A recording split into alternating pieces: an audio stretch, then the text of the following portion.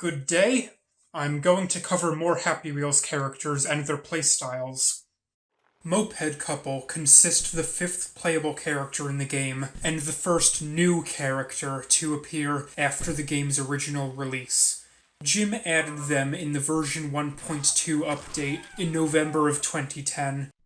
Supposedly, their appearance is based off of the two main characters in the French romantic comedy Amélie. That's a neat trivium. Their control is something like a compromise between irresponsible dad and wheelchair guy. They have the two big wheels that move up and down relative to each other to meet the changing slopes of platforms. And they have the ability to temporarily boost their speed, kinda like how the wheelchair's jet engine works. If you want a vehicle that handles like the bicycle, but that has the capacity to go more quickly, the moped is a good choice. The boost is pretty useful for a quick mid-air adjustment of their trajectory.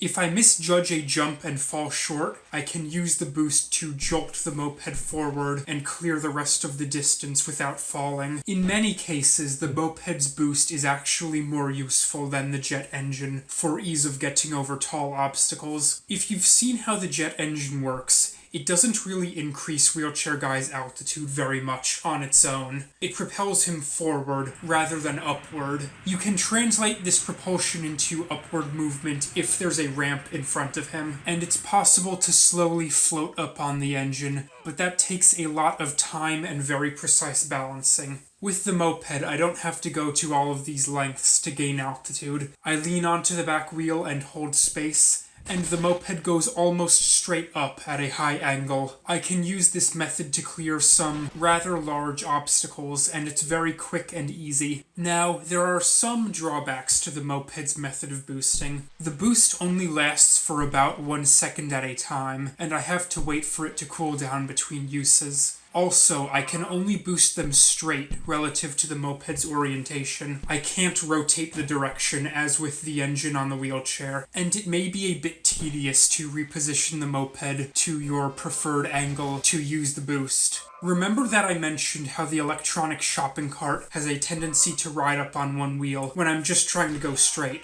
Well, the moped has the opposite problem. Its body is so heavy that both wheels prefer to stay firmly planted on the floor. If I press left on the arrow keys, there's a substantial time delay before the moped actually starts to lean back. And it's even more difficult to stand on the front wheel. The body goes up slightly, and then it flops right back down because it's so back heavy. For me to even get up on the back wheel, the moped has to be moving forward or backward. It's not like the bicycle, which can easily shift from one wheel to the other without moving very far at all. Since the moped is heavy, it has a lot of inertia. If it starts rotating in one direction while in midair, it's not very easy to counter the rotation and regain control of the vehicle's orientation. If it's turning anti-clockwise and I hold right, there's a time delay before it actually starts to straighten out. Often, I end up holding the button for too long, and the moped goes into a nosedive. Irresponsible Dad has much quicker and more precise control of his vehicle's angle. Here's another major flaw in this character. The moped couple have some of the weakest bodies of any adult characters in this game. They will die from minor impacts that wouldn't have even damaged most other characters. I'll just be riding along and I'll land from a reasonably safe-looking jump. Then, spontaneously, one or both characters will explode into bloody meat. I don't even have to be going very quickly. This spontaneous death occurs even more frequently when I use the boost ability. Clearly, Jim did not design these bodies to be able to handle the forces under which they regularly go. He should have made them more resilient. Like Effective Shopper, Moped Couple have a tendency to land on their front after a fall, with the wheels up and away from the floor. It's difficult to flip the moped upright because it's so heavy. However, it is possible. I kind of lean all of the weight into the man's shoulders and push his head into his chest. Then I ease off of the weight slightly and move the whole moped over his head. I haven't figured out an exact method. When I try this, I usually end up exploding his head. That's something else for which you should look out. The moped couple are extremely prone to head injuries. It's best to avoid turning the moped over entirely when that's an option. Turning over is a move that you should avoid in general, regardless of the character, but it has its uses. With your responsible dad, this is an easy way to get over an obstacle that's just slightly too high for him to easily get his wheel over it. Just go up against the obstacle and tumble over it to the other side. He may break an arm or two in the process, but he usually survives. That method doesn't really work with the moped. When the moped goes upside down, its full weight is bearing down directly on Moped Man's head, easily crushing it. Turning the vehicle over is very risky, and usually results in death. So, that's the moped couple. I definitely prefer Irresponsible Dad. He's a more versatile character, and he handles better. Of course, the moped has its uses. This is an especially fast vehicle, which can make high jumps off of flat surfaces. Of course, it would be prudent to avoid going too quickly. These characters break easily under great forces. Lawnmower Man. I really like this character. I think that this is a better application of what Jim was trying to do with Effective Shopper.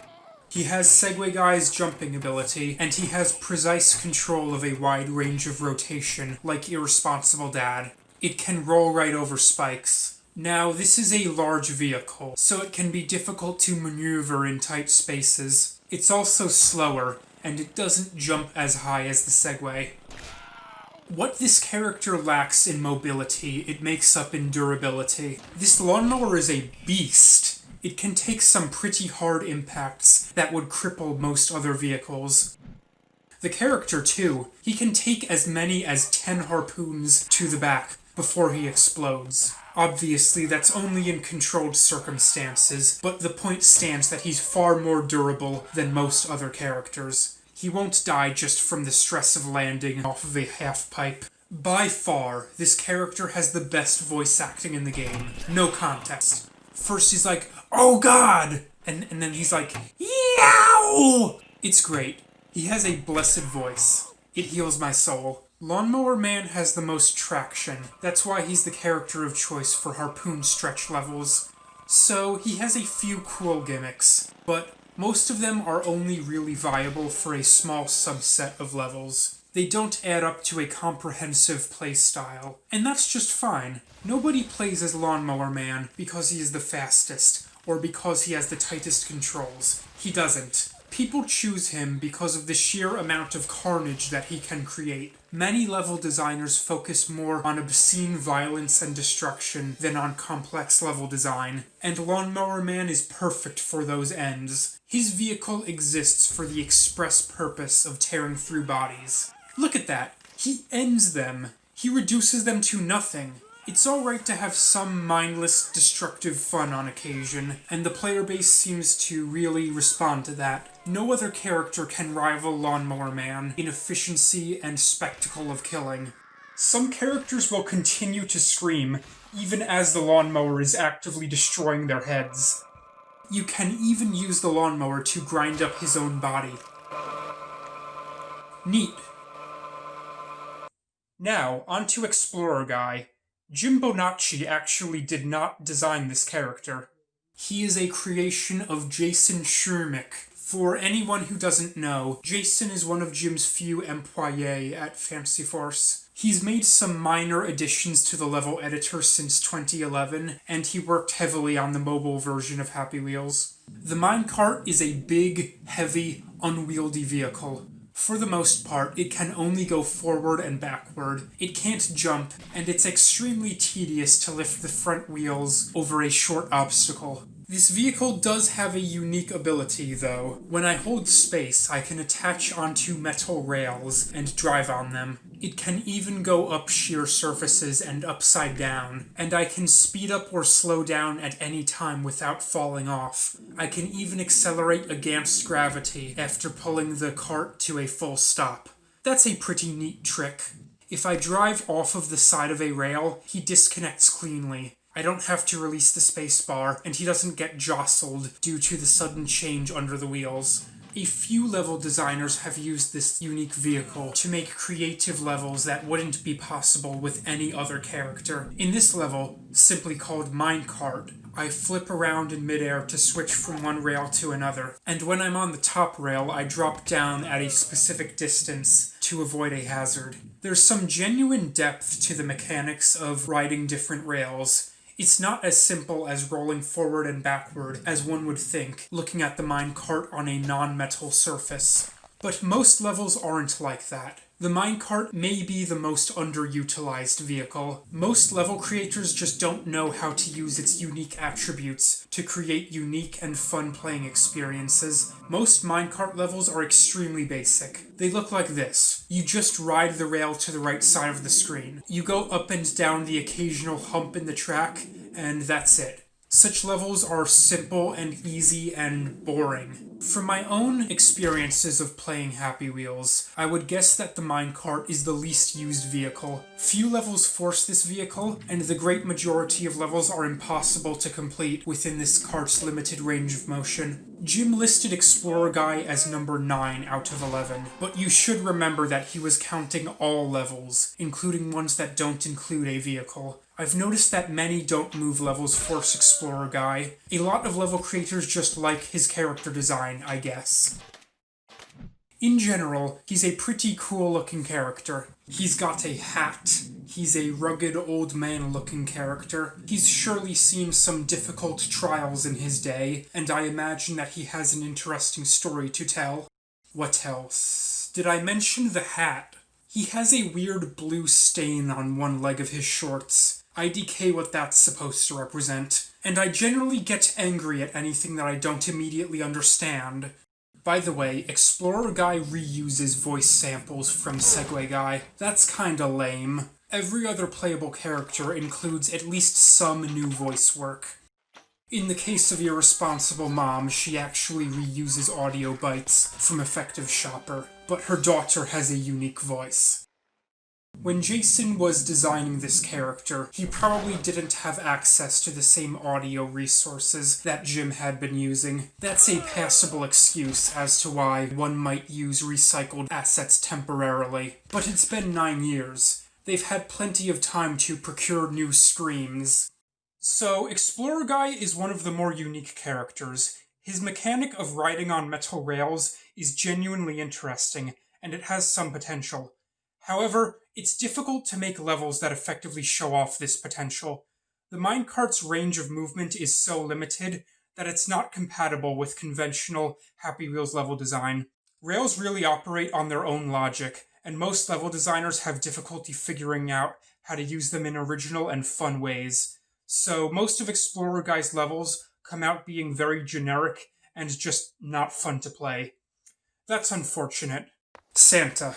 This is an obvious shitpost character. Jim clearly never intended for this to be a viable character that people would use in all types of levels. It's far too clunky, and Jim wasn't too concerned with balanced gameplay. He added Santa for the lols, and that's fine. It's good to have an occasional joke character, so long as he's fun to play and not horribly buggy. Santa's sleigh is the largest vehicle. It's obviously not built to navigate narrow corridors like the others, and it's not good for precise platforming either. It can ride along on flat, open ground, and it's not good for much else. The sleigh accelerates gradually. It's not like other vehicles that can quickly change direction and get up to maximum speed almost instantly. It really takes a while to get up to a fast speed, so the sleigh gives the impression of being a slow vehicle. That stands to reason, given its mode of propulsion, but it will actually hit a pretty impressive speed in time. If I ride along on long, flat stretches and I don't hit any major obstacles that would slow me down, the craft will continue to accelerate. Most of Santa's levels follow a straight path from left to right, often downhill. They have minor obstacles like pits and blades, which are easy enough to avoid. More complex level plans are not very conductive of this character's limited movement. That's not to say that these levels aren't fun, though. A lot of them are. It's really fun to ride along and destroy stuff with the sleigh. The elves are out in the front trampling over bodies with their little feet, and undoubtedly sustaining a few broken bones in the process. Santa lets out a jolly laugh when one of his elves gets blown up. It's great.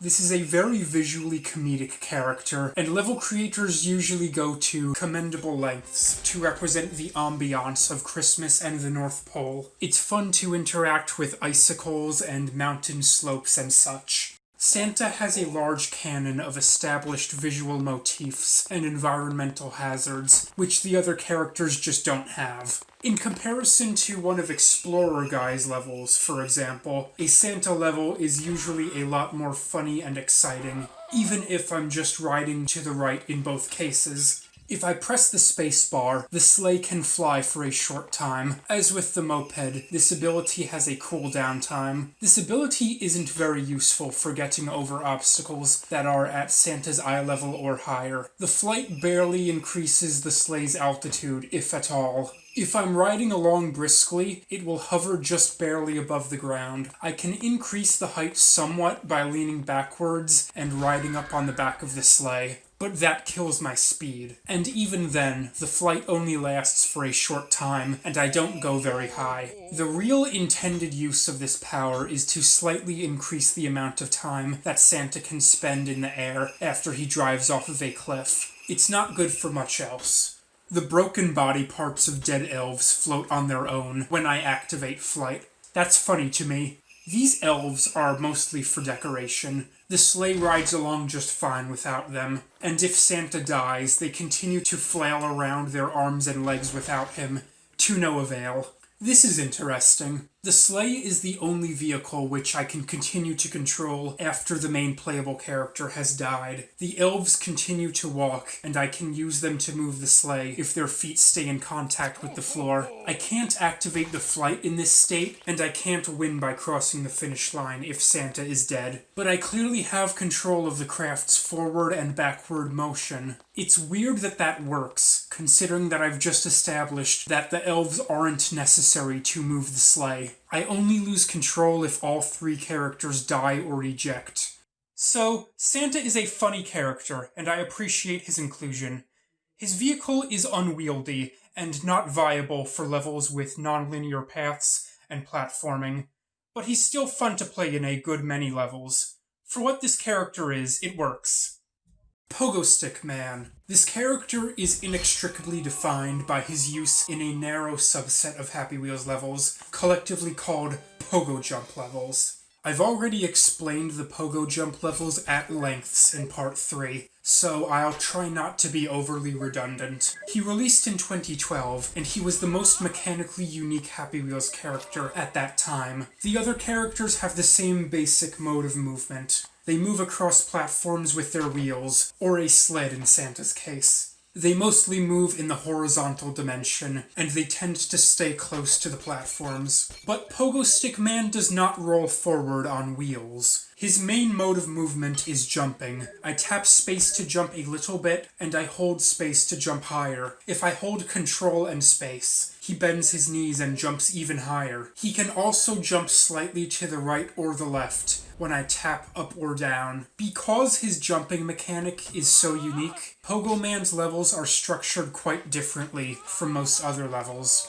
There are high obstacles. Many levels include moving hazards, such as homing mines and harpoons. Pogo Man can quickly jump away from a hazard that's coming towards him, so he has a better chance of surviving these hazards in comparison to a character that's bound to the ground. He can also reposition himself in midair quite quickly and precisely, allowing him to deflect shots away from his vital areas, and to land his stick if he collides with a physical shape. The angle of the jump is somewhat difficult to control. If I release from his neutral position, he'll go straight up and slightly forward. If I lean forward and release at an angle, he will bound a large distance in a forward arc. He'll go farthest if I release at 45 degrees, This character is mostly made for going forward. I've found that it's more difficult to release at a consistent angle when he's leaning backward, and he doesn't seem to go as far. It's not easy to release at a specific premeditated angle. He leans forward quickly, over the span of only a few frames. If I don't release in that time, he just flops right over, and he leans differently if I'm holding control. That's another confusing factor that I don't always think to consider. And the jump height isn't just a function of the angle. It also depends on for how long I've been holding the spacebar, the slope of the platform, the condition of any injuries on his legs, and probably a few other factors. So there's always some margin of error on the distance. I'm never exactly sure where he's going to land. This can be a challenge when I'm dealing with regularly spaced mines, for example. If I find that I'm going to land directly on a mine, I can kind of flail around in the air to land the stick elsewhere. But that doesn't always work. As I've mentioned in the other video, most pogo jump levels have really basic and uncreative level design. That's almost an inevitability of this character. When the controls are so unruly, it's not reasonable to expect the player to input several precise jumps in sequence. It's better to keep the design simple and allow the player to take it slowly. Still, I've seen a few creative designs. The pogo stick tends to shatter glass, so some levels implement glass platforms in interesting ways. The goal is to keep contact with the glass to a minimum and to avoid falling through it, and to escape quickly if you do break through and fall down. While Pogo Man can jump very high and very quickly, he's inefficient at covering horizontal distance. When I try to release at a 45-degree angle, I rarely get it right on the first try. He usually falls short because I release too shallow or too deep. Then he doesn't go very far. He jumps up high and lands almost exactly where he was, or he drags the pogo stick against the floor. If I press up, he only jumps a little bit, and I don't want to input that over and over to clear a large area. Here's what I often end up doing. I just hold right and let him roll over himself. This method is also pretty slow, but it's less tedious than inputting the same movement over and over. I also get to stay close to the floor and possibly avoid overhead hazards. And I can reverse the turning at almost any time if I find that I'm going to hit a hazard. Pogo Man can get into a lot of tight spaces where the other characters wouldn't be able to get, at least without abandoning their vehicles. He's nimble enough to shimmy under many low barriers, and if the stick gets stuck at the end, I can jump off of the stick to propel him forward. He can still use the pogo stick if both of his legs are broken off, and that's kind of funny and ridiculous, I think. Look at him. How does he do it? He swings it around like a pick. At this point, his jumping power is severely diminished, and he can't clear some of the higher jumps. Here's an interesting fact. Pogo Guy features the voice of the YouTuber Uber Haxor Nova. He was one of the prominent players of Happy Wheels when the game was relevant many years ago.